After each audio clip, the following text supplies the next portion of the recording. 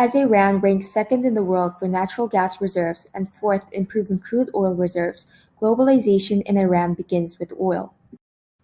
By purchasing a majority of the company's shares in 1914, the British government gained direct control of the Iranian oil industry, which later in 1935 was called the Anglo-Iranian Oil Company.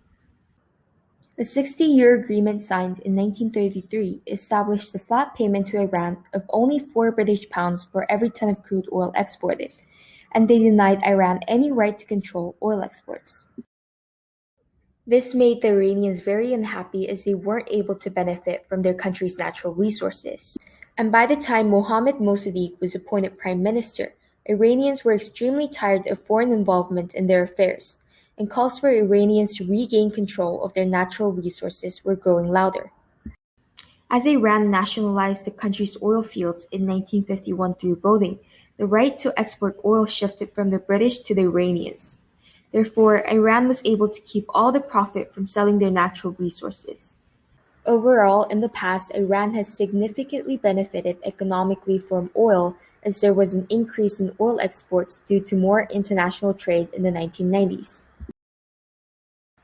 As a result, Iran was able to transition from a less economically developed country to a semi-developed country.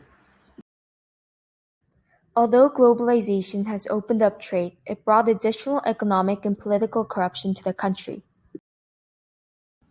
As Iran nationalized the country's oil fields, the US and Great Britain saw it as a serious blow, given their dependence on oil and gas from the Middle East. 2 years later, after nationalizing their oil fields, in 1953, Iran's democratically elected Prime Minister Mossadegh was overthrown in a coup d'état engineered by the US Central Intelligence Agency. This restored power to the Shah, which brought monarchy to Iran and increased corruption.